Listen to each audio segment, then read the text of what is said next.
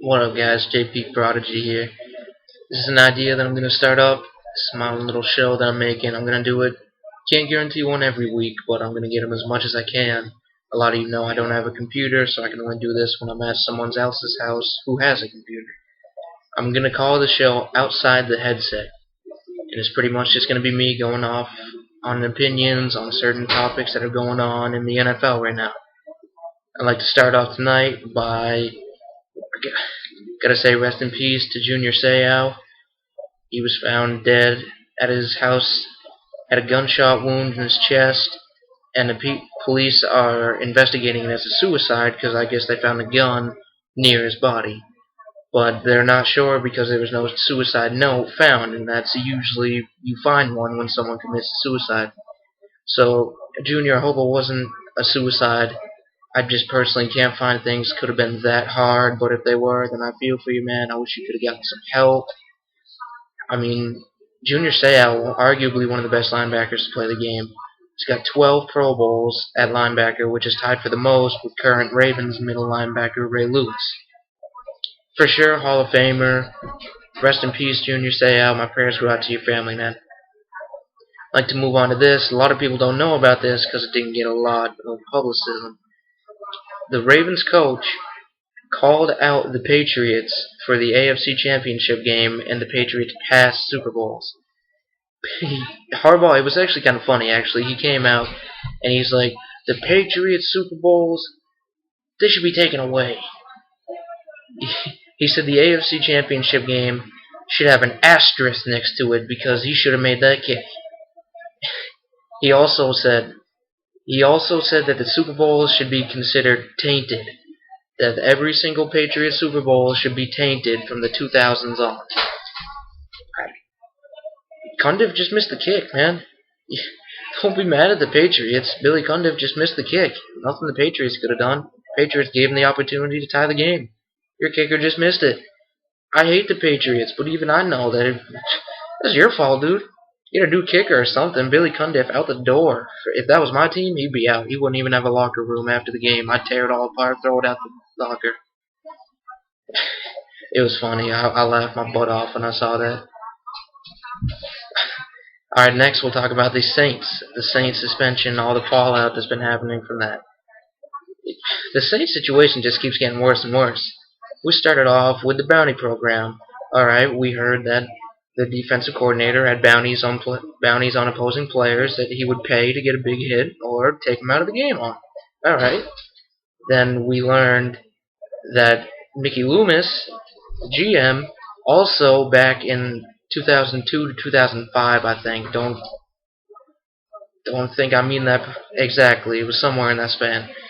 He was spying on opposing coordinators. He had electronics wired up to only hear the opposing team and not his own team. And that was brought up with the FBI. That's like a federal law. So we'll see what happens with Loomis. Nothing yet, but for the actual suspensions, player-wise, I think the hardest one hit is Jonathan Vilma. Vilma being out for the entire season. That's what he's gone for the year. I don't care who you are. Vilma being out for the whole year is going to hurt that defense bad. And Will Smith, 4 games. That's arguably the 2 best players on that defense right there. Gone. 1 for 4, which isn't bad, and then 1 for the entire season. If the Saints didn't have Drew Brees, I'd say they'd be in trouble this season. But Brees always seems to pull something out, and they'll be fine. They'll be fine. Joe Vitt, I think he'll come in and do a fine job as the interim head coach. Gotta give Brees his money. Give him his money. Record-breaking quarterback. Broke the yards record. Give him his deal. If I was Brees, I wouldn't play. I'd break the record. I want my money. Well, that's just how I am. That's why I don't play in the NFL. Now, after all that, let's get into VFL now. An idea that I have. I'm looking for people to help me out fix out the bugs in this, so if anybody wants to help me out, hit me up. I'm thinking about getting a tournament going in the off-season, 3v3 tournament, but I want to incorporate some way to get like a player draft in there. I don't think it'll work, but it's what I'm going to try for. I'm going to try to get somehow a player draft worked out where you can like draft your players, have a random set order, and where you pick your people on. It'd be sweet if we get it worked out. I don't know if I can though, so I'm looking for all the help I can to try to get the bugs worked out of it.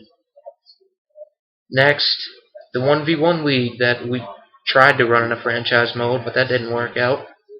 My personal opinion, we need to run the 1v1 league like the VFL. The same schedule, same amount of owners. If we did it this season, 16 owners, an owner for every team that the VFL has, and they run the same schedule that the VFL does. So say Green Bay played Atlanta Wednesday at 9. That means for the 1v1 league, the owner of Green Bay and the owner of Atlanta would play each other Wednesday at 9.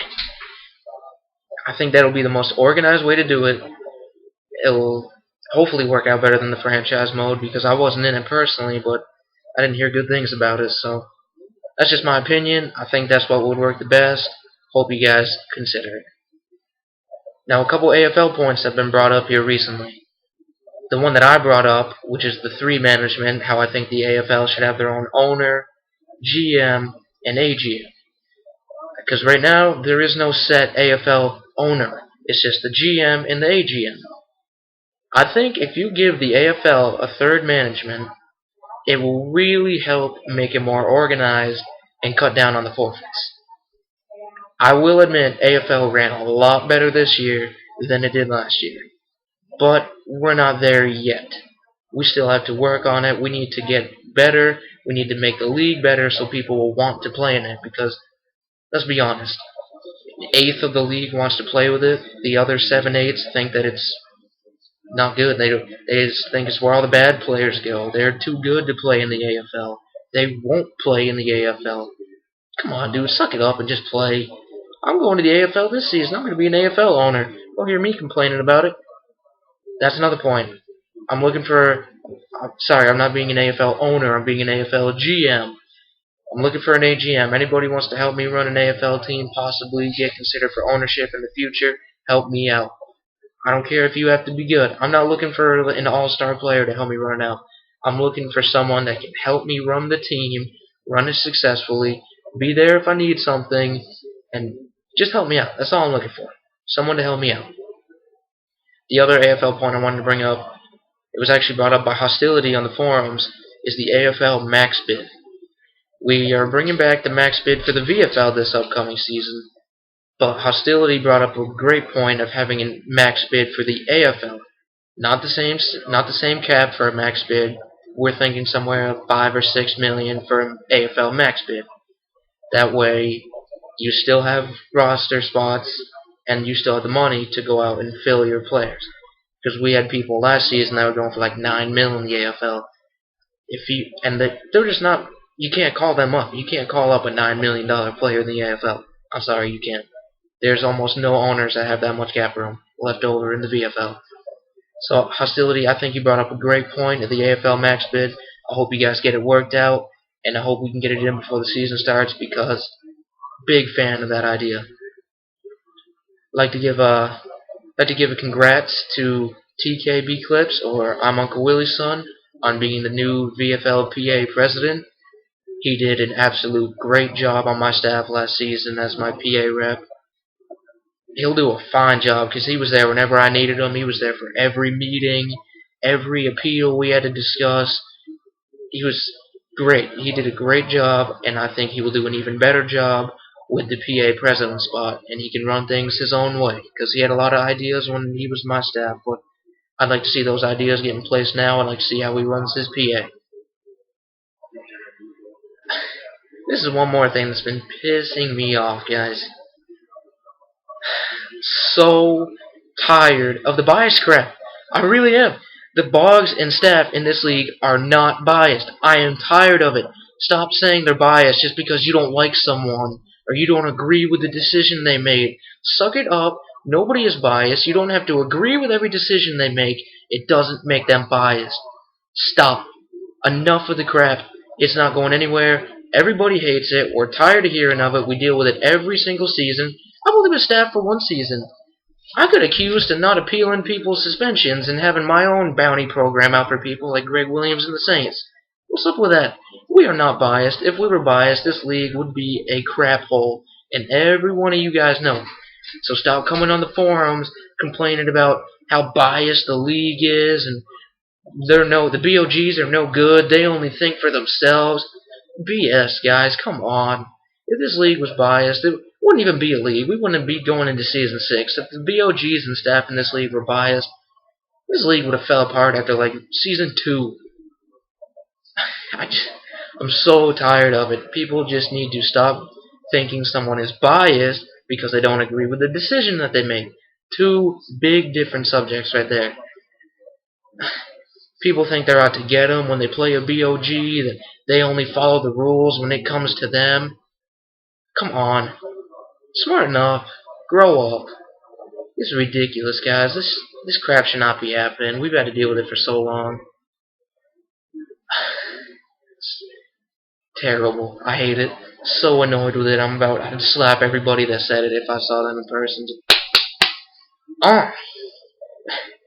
Alright guys, a couple more shoutouts here before I go. I'd like to give a shout out to LBG Paunchy Swag, my boy Devin, S9, your baby daddy, whatever you know him by. I'd like to give a shout out to Fatal, even though he never gets me in an interview to be on his show, which ultimately leads to me having to make my own. So thanks a lot, Fatal. You made me do this, so if they hate it, it's coming back on you. One last shout out. I got a signature made the other day by a kid named OO Worst Player OO. He's in the VIFA, but he made a post on our forums about he's making a new SIG shop, and he makes really good work. If you guys see my Champ Bailey SIG on the website, that's from him. Really like his work. If you want a SIG by him, give Fatal a break. You guys overwork Fatal. Hit up Hostility. Hostility makes great SIGs. He made my Gingy SIG where he was pooping out a chocolate chip. Oh, you better shut up, dog. I will bitch slap you. Oh. But no, Worst Player, man. He makes good work. Hit him up. If the post is still in our forums, hit him up. Request a SIG. Makes great work. He's got a link to his SIG page in the VIFA. Hit him up. Great work. He really knows how to edit those SIGs. They look great. Alright, guys. So that's it for the first show. I'll get one up here soon. Like I said, this is JP Prodigy. I'm out. Peace. Howdy.